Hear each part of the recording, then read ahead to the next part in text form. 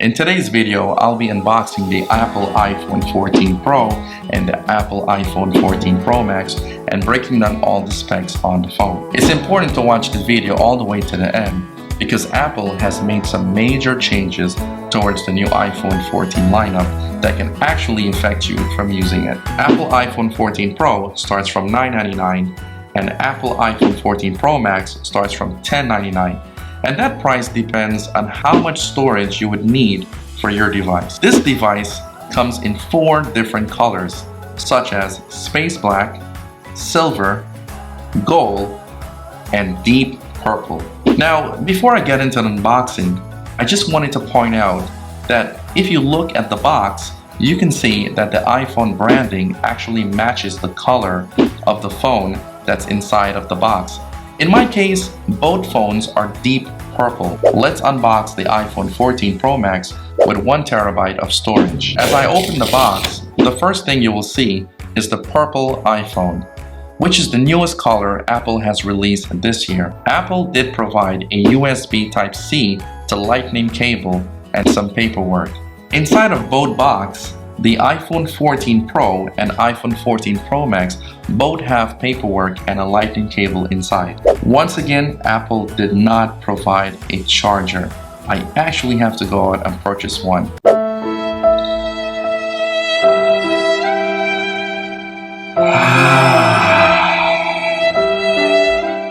No, wait, I did actually purchase one, which is a 20 watts USB-C power adapter that you can purchase from Apple for $20. Now, as you look at the new iPhone, you can see this beautiful design that is made of surgical grade, stainless steel, and a texture mantle glass designed on the back. On the right side of the phone, you will find the power button, and below that, you will see the new 5G antenna band, which is larger from previous gen due to the fact it has a new modem with a higher peak output, which will provide 5G to your device. On the left side of the phone, we will find the silent switch and the volume button, and usually you will see a SIM slot below the volume button. But unfortunately this year, Apple replaced the SIM slot because of the new iPhone 14 in the United States will have the new eSIM. And eSIM is an industry standard digital SIM that allows you to activate your cellular plan from your carrier without having to use a physical SIM card. You can install 8 or more eSIMs on your iPhone and use 2 phone numbers at the same time.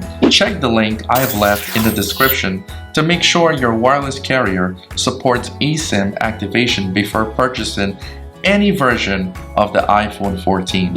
At the bottom of the phone, you will find the microphone, a speaker, and a lightning charger port. Apple has not switched the ports to USB Type-C as yet, but I did hear a rumor that next year they might switch to USB Type-C. On the back of the phone, you will find the camera lens, which looks bigger than previous generations. If we look at the side, you will notice that huge camera bump. I like the texture mantle glass design and was just wondering if it will leave any fingerprints. As I place my fingers at the back, you can see that this texture does not really leave any fingerprint compared to the mirror-looking frame that surrounds the phone, which leaves a ton of smudges. On the front of the phone, you'll have a 6.7-inch new Super Retina display with ProMotion that features the always-on display for the first time ever on an iPhone. This will allow you to keep time and live activities available at a glance. As you can see, the display is on, and then when I turn it off, it will dim the entire display. Also, with the display dim, you can still be able to see the apps that's running in the background, such as playing music. Also, while the display is dim, you can control the app. As I wake it up, you can see it gets brighter. You do have the option to turn the always-on display off. The iPhone 14 Pro and iPhone 14 Pro Max also features a ceramic shield front covers. This display has a peak brightness of 2000 nits. You also have ProMotion technology with adaptive refresh rate up to 120 Hz. Also at the top of the display, you can see the speaker grill along with a built-in microphone, which is very small and not that noticeable. Before I move on, I just wanted you guys to hear how loud these speakers are on the phone. Keep in mind, this phone has two speakers, one on top and one at the bottom.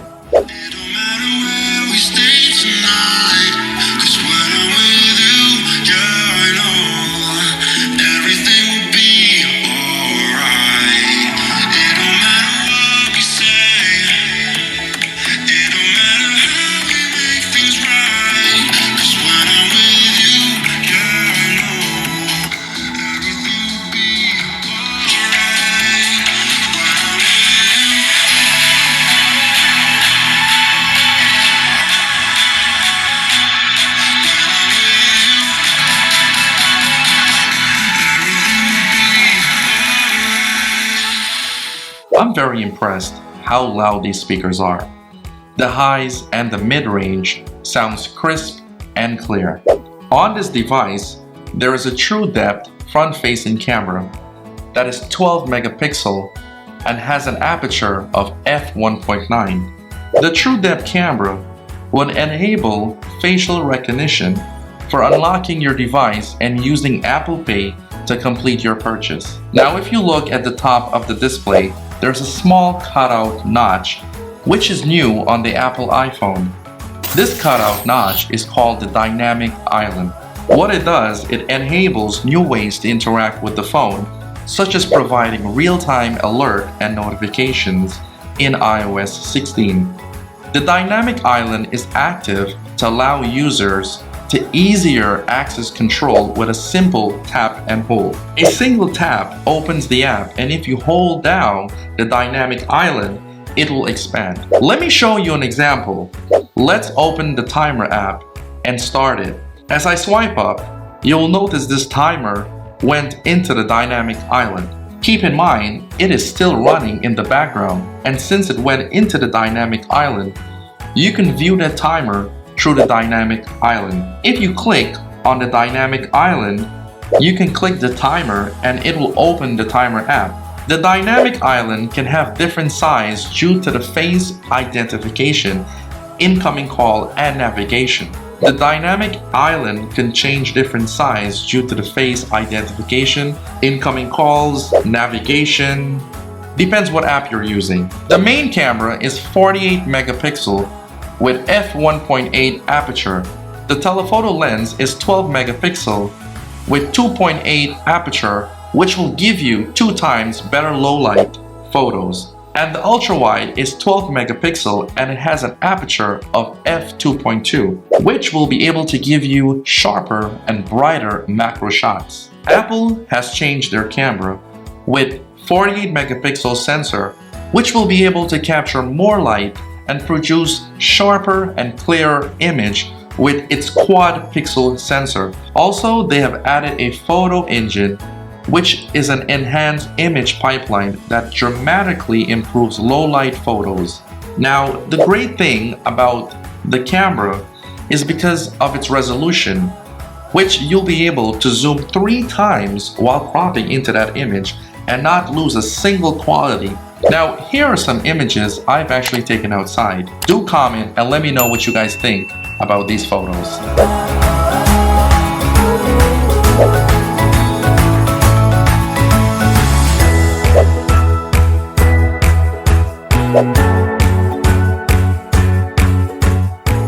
The new Apple iPhone 14 and 14 Pro Max has 2 new video mode, Action Mode and Cinematic Mode. Now, Action Mode allows for incredible smooth looking videos that adjust the shakes, motion, and vibration while filming. Now, this is a great feature if you're hiking or chasing your kids through the park, which most likely will have lots of camera shake. No need to worry. With such a great feature for the everyday user that likes to take videos, this will definitely help with those handheld videos. The next mode is Cinematic Mode. This mode automatically shifts focus to the most important subject in a scene. You can also record in 4K at 24 frames per second. Also, you can shoot in ProRes that will allow you to capture more detail when filming. Just wanted to let you guys know, when you're in video mode, this device uses lots of storage while filming. Especially if you want more details, you would choose to film in ProRes. Do choose wisely while making your purchase with your new iPhone 14 Pro or Pro Max. Apple has done it once again with another great feature that is called crash detection. So let's say you're in a car and you were to end up in a severe car crash. This feature would actually detect that you're in a car crash and then call 911 and then notify your emergency contact that you've actually set in your phone. This feature uses 1 million hours of real-world driving and crash data to help the phone recognize accidents such as speed shift, cabin air pressure, and sound levels of impact. Just wanted to let you guys know that when driving, the microphone on your phone will be turned on and it will be triggered by Bluetooth, CarPlay, or speed. Apple claims that all data will be processed on the device and shared with Apple, then after it will be discarded after a crash has been detected. Do comment below and let me know what you guys think about that statement. I'm sure most of you who travel or in an off-grid area have picked up your phone, and as you try to make a call or use the internet sometimes, you may not get cell service or Wi-Fi, especially if it's an emergency. The new iPhone 14 Pro and Pro Max comes with emergency SOS through satellite. What this does is if you do not have cell service or Wi-Fi, the phone lets you text emergency services over satellite. Now, most of you are probably asking yourself, how is that possible? Well, satellites are moving targets with low bandwidth. Apple software will allow the antennas on your device to connect directly to satellite by sending a message with emergency services when outside of a non-coverage area. If you're ever in this situation, your phone would load a few questions to assist your situation, and it will show you exactly where to point your phone to connect to satellite. This would provide a great sense of security when traveling, hiking, or camping off the grid. Emergency SOS through satellite was designed to use in open spaces with a clear line of sight to the sky. So performance may be impacted by obstruction, such as trees or building. Apple new A16 Bionic Chip in the iPhone 14 Pro and iPhone 14 Pro Max has 2 performance core and 4 high efficiency core, which ends up to be a 6-core CPU that is 40% faster. It uses Apple Best Fusion architecture to combine performance and energy savings. The A16 Bionic Chip combined CPU and GPU to work together to support the new camera hardware, and it can perform up to 4 trillion operations per a photo. It handles workload smoothly and efficiently. The GPU has 50% more memory bandwidth for the latest games and graphics. It's also faster and more power efficient. Now, with the all new features and hardware, I'm wondering, how does the battery live up with the new features and hardware? The iPhone 14 Pro Max does have a smaller battery, but with the benefit of the small battery comes in play with the all-new power-efficient A16 Bionic Chip and the more advanced display that will be able to go from 120 Hz all the way to 1 Hz. With the device delivering amazing all-day power, you'll be able to get 23 hours of video playback on iPhone 14 Pro and 29 hours of video playback on the iPhone 14 Pro Max. Apple did claim that you can get 50% of charge in 30 minutes. I've actually drained the iPhone 14 Pro Max battery and I got 41% of charge in 30 minutes. I did the same test with the iPhone 14 Pro and got 42% in 30 minutes. The iPhone 14 lineup does offer Apple MagnaSafe wireless charging and the traditional QI wireless charging. The MagnaSafe can charge your device up to 15 watts and the traditional QI wireless charger is 7.5 watts, which is much slower What about reverse charging? The iPhone 14 lineup does not have reverse wireless charging or power sharing. The iPhone 14 Pro and Pro Max has an IP68 rating for water and dust resistant, which means they can be submerged in water up to a maximum of 19 feet for 30 minutes. I just wanted to point out that the Apple warranty does not cover liquid damages towards your device. So I do urge you not to keep your device in the water for more than 30 minutes. Do let me know in the comment what you guys think about this phone and which one are you gonna purchase. Also, don't forget to like and subscribe. See you in the next one.